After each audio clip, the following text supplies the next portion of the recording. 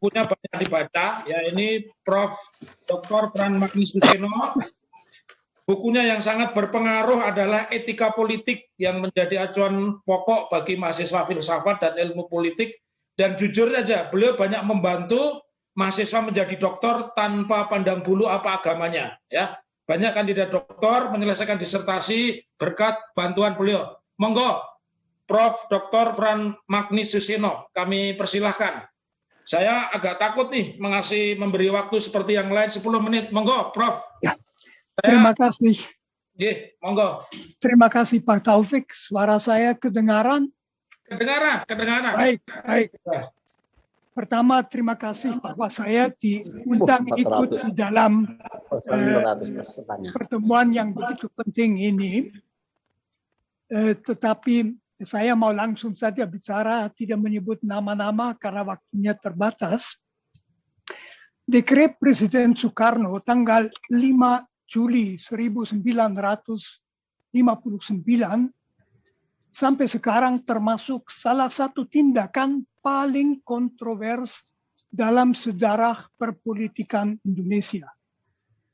Untuk menyikapinya, sebaiknya kita bertolak dari situasi 1959.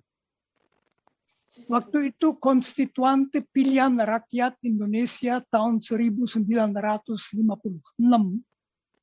sudah 2 tahun bersidang. Mereka mencapai beberapa hasil luar biasa, antara lain kesepakatan tentang kebanyakan hak asasi manusia, tetapi mereka macet tentang Pancasila. Partai-partai Islam tetap menuntut agar rumusan Pancasila adalah rumusan Piagam Jakarta tanggal 22 Juni 1945 dan bukan rumusan dalam pembukaan Undang-Undang Dasar yang disahkan pada tanggal 18 Agustus 1945.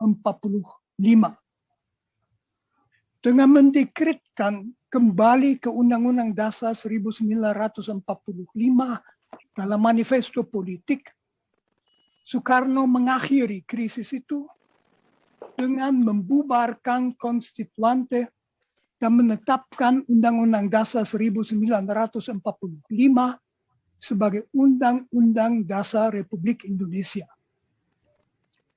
Di sini tidak perlu saya masuki pertanyaan-pertanyaan sulit seperti misalnya, apakah MPR sendiri sebenarnya tidak sanggup untuk sendiri mengatasi kemacetannya?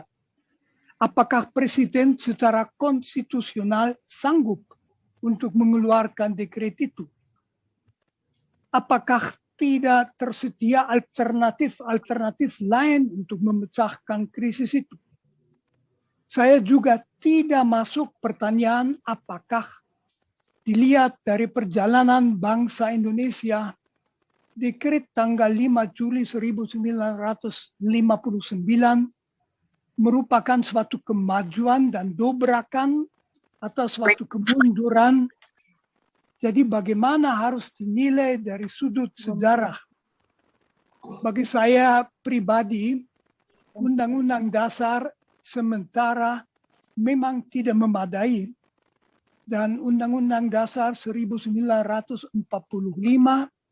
sesudah diamandemen oleh MPR pilihan rakyat sesudah reformasi memang merupakan Undang-Undang Dasar yang bagus. Yang mau saya ajukan adalah 3 akibat dekret ini. 3 akibat itu membuka jalan bagi gerakan 30 September dan malapetaka bangsa yang mengerikan yang menjadi akibatnya dengan sekaligus mengakhiri sebelum waktunya kekuasaan Presiden Soekarno sendiri. 3 akibat ini adalah: pertama, demokrasi terpimpin mengakhiri demokrasi Indonesia. Dekret 5 Juli 1959 memberi seluruh kekuasaan ke tangan presiden. Tidak ada lagi pemilihan umum. DPR dan MPR terpilih rakyat dibubarkan dan diganti dengan orang-orang yang dianggap presiden sendiri, diambil dari 10 partai yang diakui presiden. 2. Sebagian Islam politik disingkirkan. Menurut saya suatu kesalahan yang besar. Penyingkiran sebagian Islam politik, pembubaran Masyumi, tentu juga pembubaran PSI. Dua-duanya pendukung tegas demokrasi dan selain itu tempat tokoh-tokoh politik berintelijensi tinggi. Pembubaran itu bukan hanya tidak demokratis, melainkan secara struktural memperlemah dukungan bangsa terhadap Soekarno. 3. Dibuka ruang bagi PKI. Jauh melampaui kekuatan PKI yang sebenarnya. Waktu itu sering kedengaran, kalau ada pemilihan umum PKI barangkali bisa menjadi partai terbesar. Barangkali, tapi sebesar apa? Paling-paling sebesar 33%. Dengan demikian dia sama sekali tidak mungkin untuk mengambil alih kekuasaan. Tetapi dengan dekret presiden itu akhirnya tinggal 2 kekuatan saja yang berhadapan. PKI dan mereka yang anti komunis dengan Angkatan Darat. Dua-duanya tidak memerlukan Soekarno. Nasakom sejak semula tidak lebih dari impian Soekarno dan sebagai konsep politik suatu ilusi. Nasakom terbukti tahun 1965 sama sekali tidak dapat menghindari polarisasi PKI anti-PKI yang berakhir secara mengerikan bagi PKI.